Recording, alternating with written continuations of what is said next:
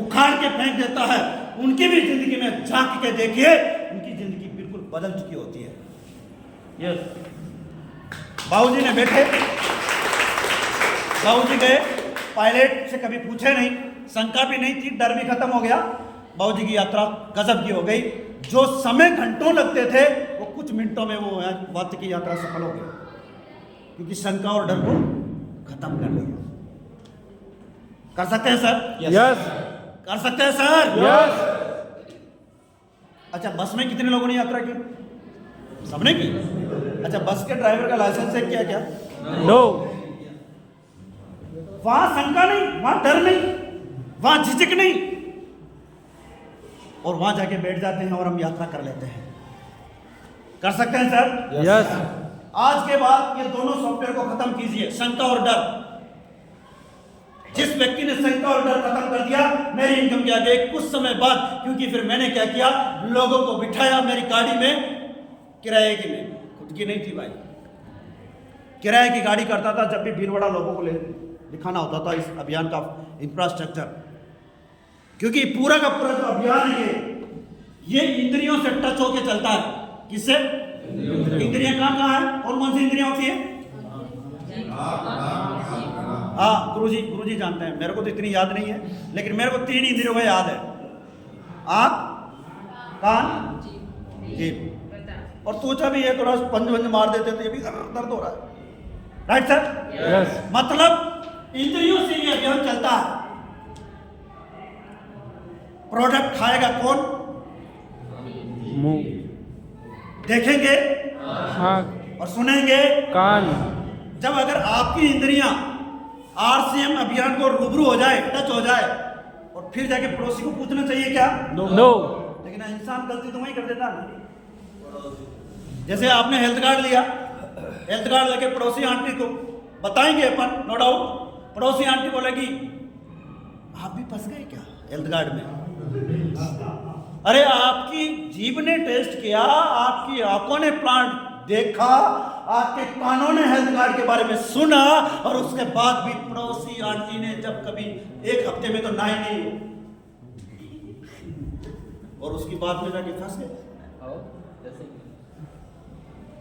हाय, फिर परमात्मा के पास हमारी कामयाबी का लाइसेंस ही नहीं है।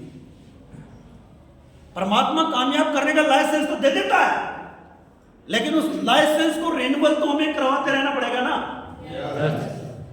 या एक बार बन गया तो सही है, हाँ बन गया बिल्कुल सही है, लेकिन रिन्यूअल भी कराना पड़ेगा। अगर हम रिन्यूअल नहीं करवाते हैं तो भैया आरटीओ और वो जो खड़े होते हैं ना, वो अपना चालान कर देता है। हमारा यस। तो लाइसेंस रिन्यूअल करवाने के लिए हमें आरटीओ जाना पड़ता है। इधर भी आरसीएम की केवाईसी जब करवाते हैं, आईडी नंबर मिलता है, उसका रिन्यूअल होता है भीलवाड़ा। कहाँ होता है? भीलवाड़ा।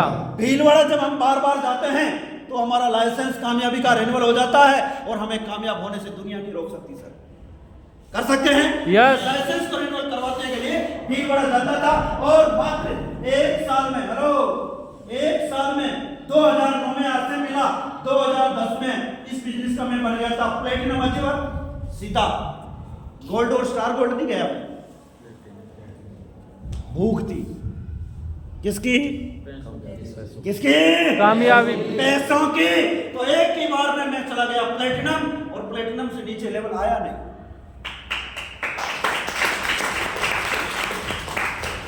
इनकम आई 24,000। उस समय अध्यापक महोदय साहब को मिलते थे 20,000। पुराना अकाउंट निकाल के देख लो 2010 में mini statement. Right sir? Yes. माफी चाहता हूं, लेकिन ये पावर देता है नेटवर्क।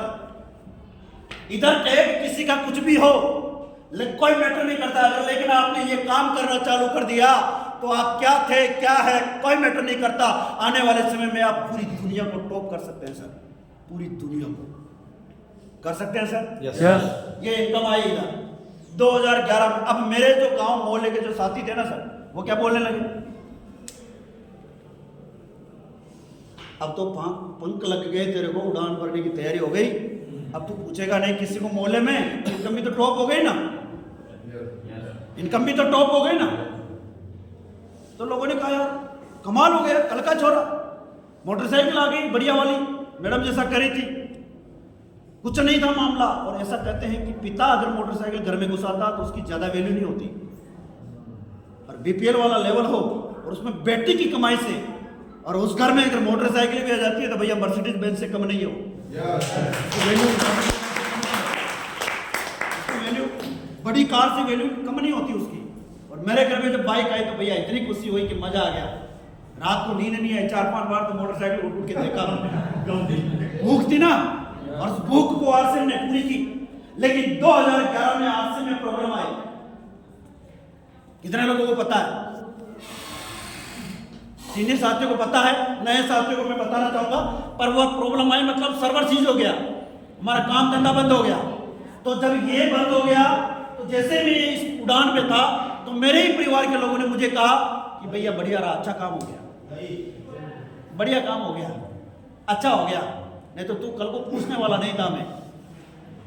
मैंने कहा अरे राम, कहाँ गया रे इनकी इंसानियत। ये है आपका समाज, हमारा समाज। जब कोई विपरीत परिस्थिति आती है ना आप और हमें, तो हमारा परिवार, हमारा समाज, हमारे रिश्तेदार क्या करते हैं? घी के दिए जलाते हैं। किसके? घी के। कब जलाते हैं? जब समस्या आती है।